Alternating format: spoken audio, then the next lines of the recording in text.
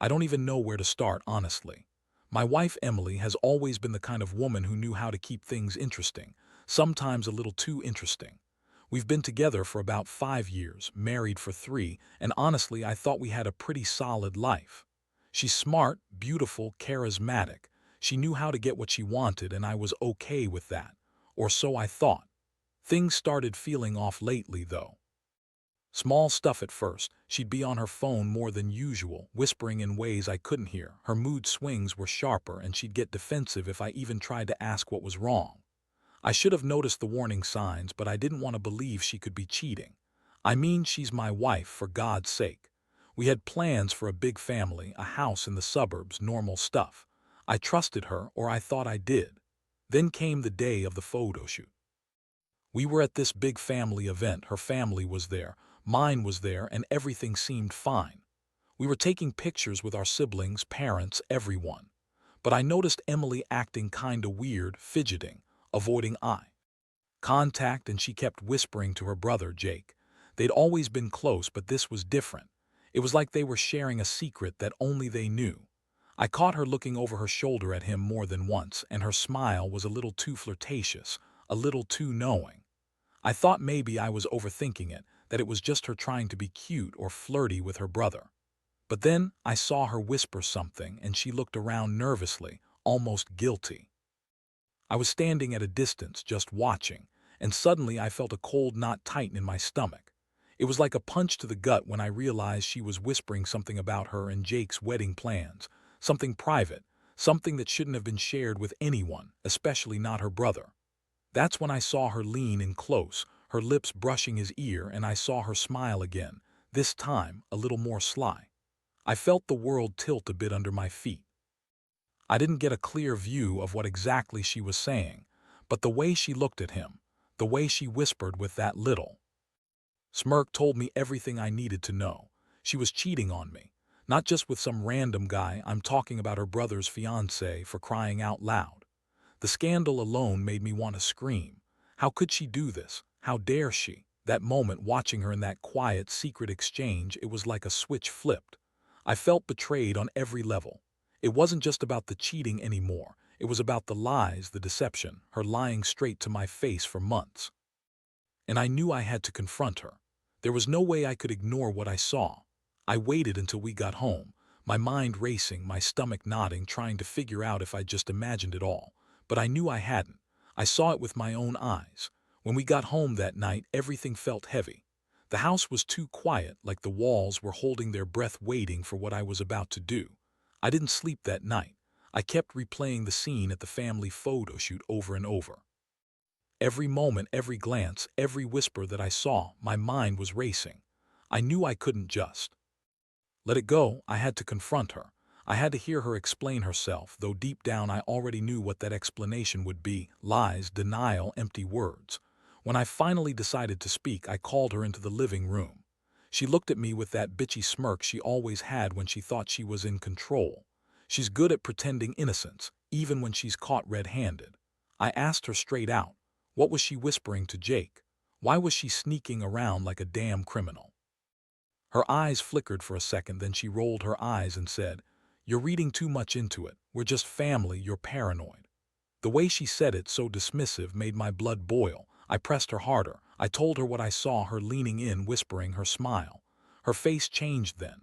She threw her head back and laughed, that fake, bitchy laugh she uses to dismiss everything. "Oh, please, you're so insecure. Maybe I was telling him about the wedding plans, huh?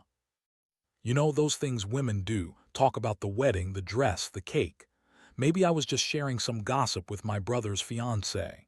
That's all." She lied so easily, so smoothly, I wanted to smash something. But I didn't. Instead, I just looked at her, trying to keep my composure. I knew I had a choice: break down, yell, or stay calm and find out what she was really hiding. I told her I saw enough and I wanted the truth, no more lies. That's when she got defensive, started throwing insults, calling me jealous and paranoid for accusing her of anything. She said I was imagining things, that I was insecure because I didn't want her talking to her brother. That's when I realized how deep her bullshit ran.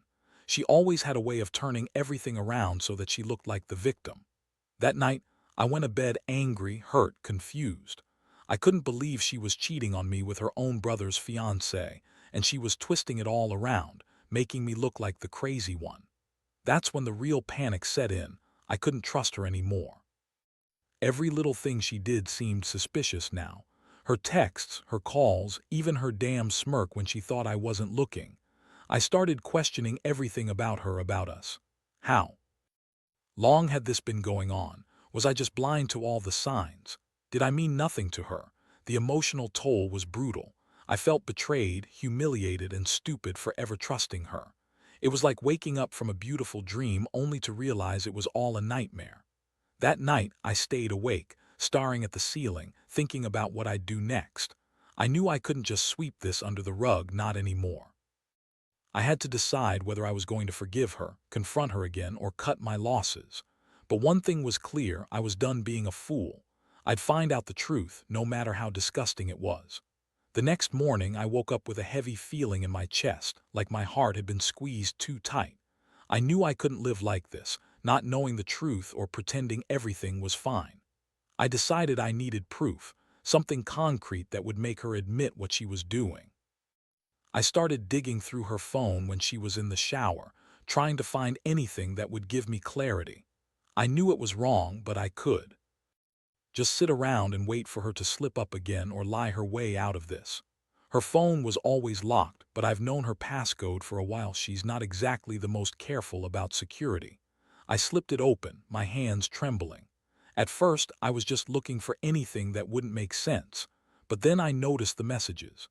She'd been texting someone, an unnamed number, with a frequency that didn't add up to mere family chatter.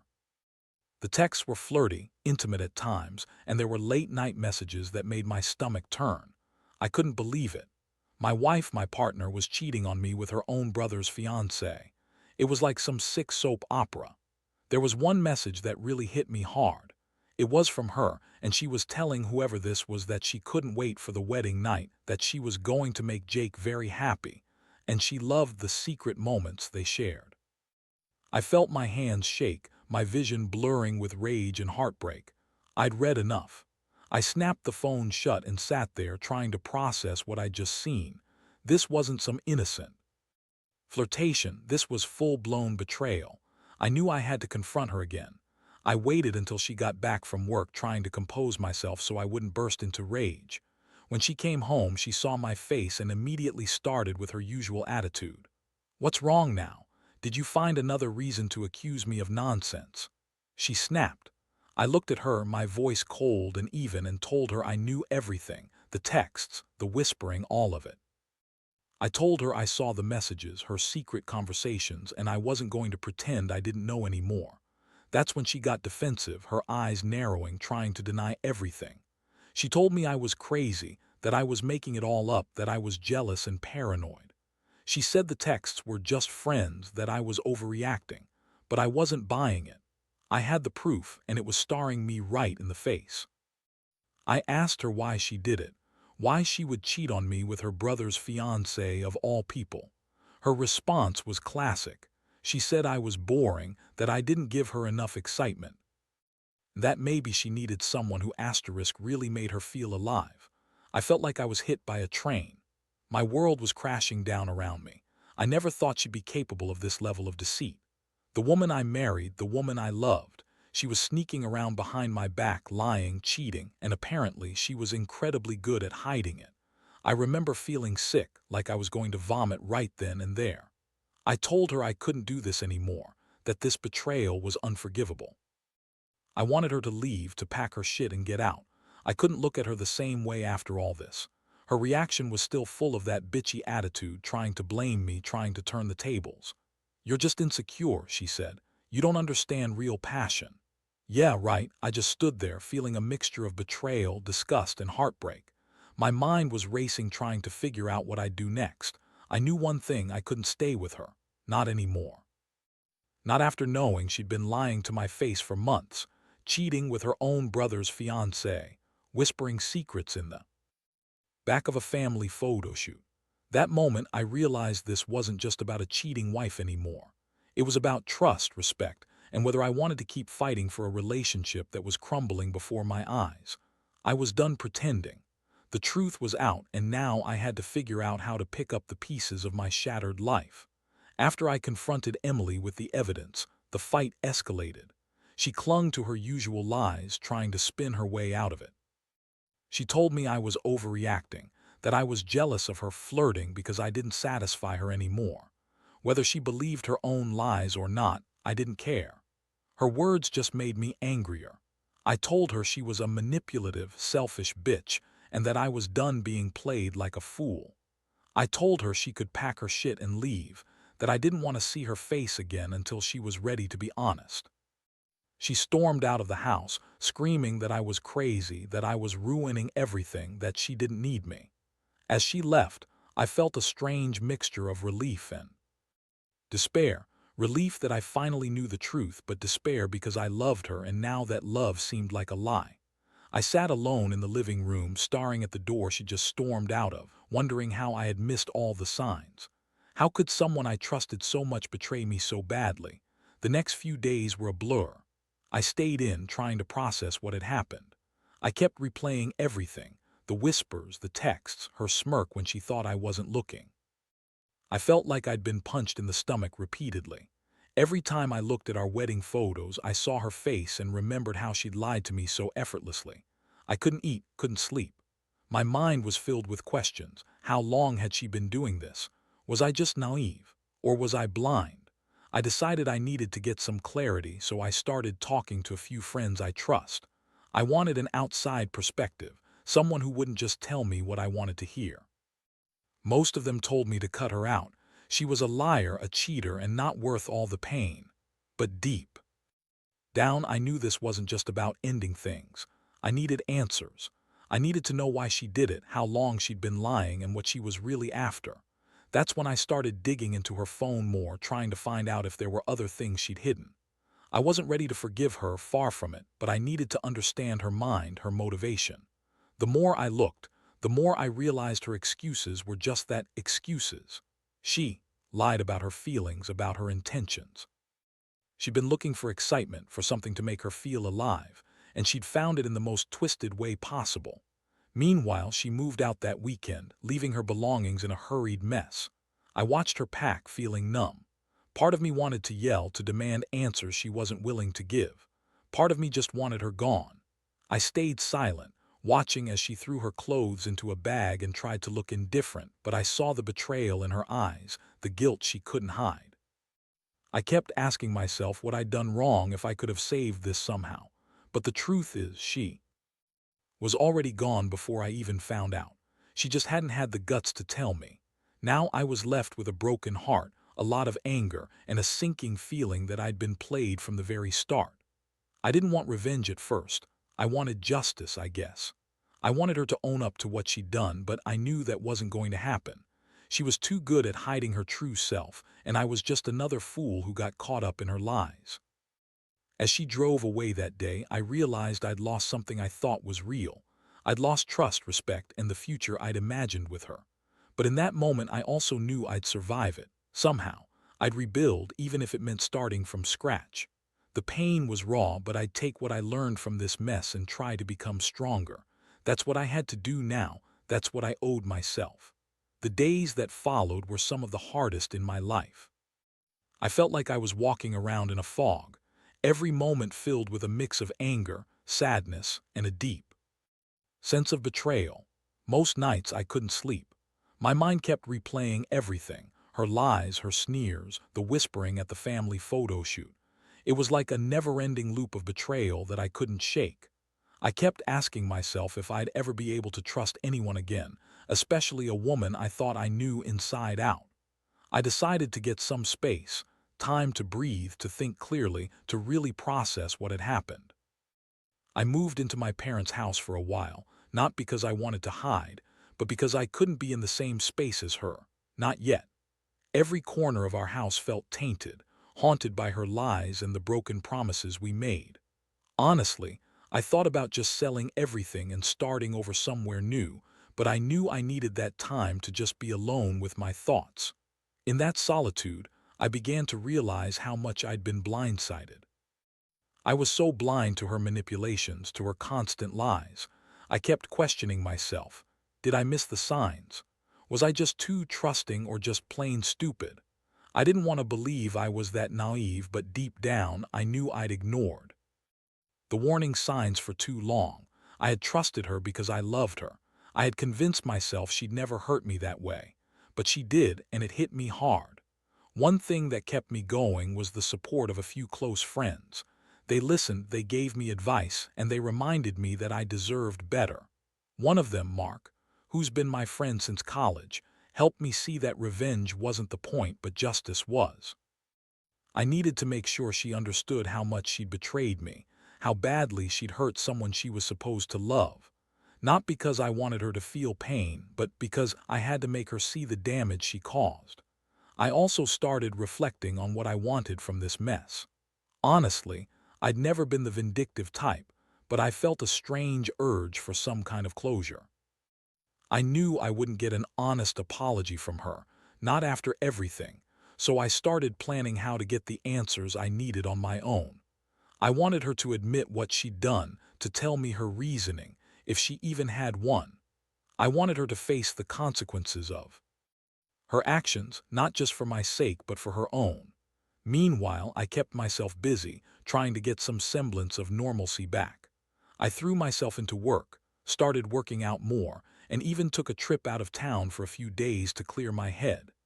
It was during those moments of solitude that I realized how much I'd lost, but also how much I still had to gain: myself, my dignity, my future.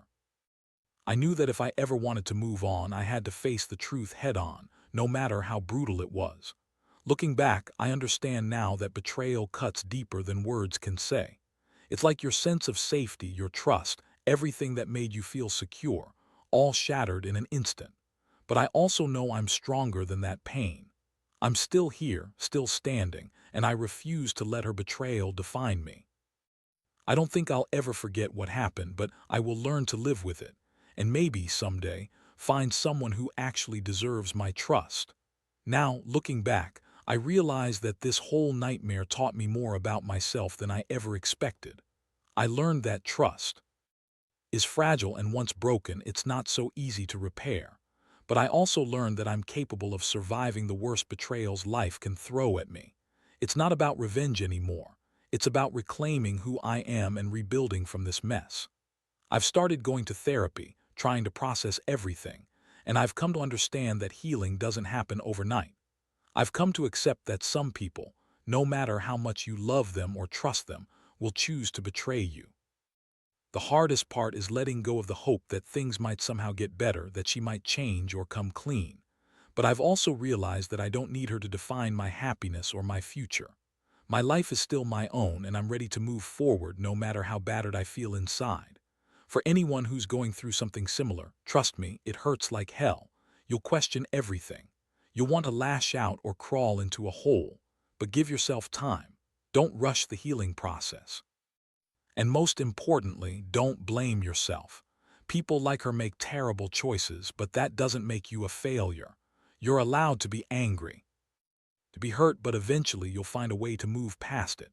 I still get angry sometimes, especially when I see her trying to contact me, pretending she cares. I just block it all out now because I know the truth. She was never who I thought she was, and that's okay. I'm stronger than her lies. I don't need her to validate my worth. I know I deserve someone honest, someone faithful, someone who won't whisper secrets behind my back or betray me with the people I trust most. The moral of all this: don't ignore the signs.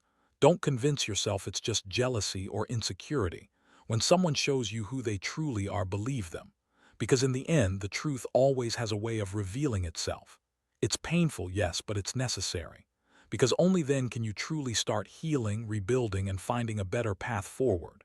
And that's what I'm doing now. Moving on, stronger, wiser, and ready to find a happiness based on honesty and respect. I hope anyone reading this who's in a similar situation knows they're not alone. It hurts like hell, but it gets better. You just have to give yourself permission to walk away, face the truth, and believe that there's life after betrayal. Because there is.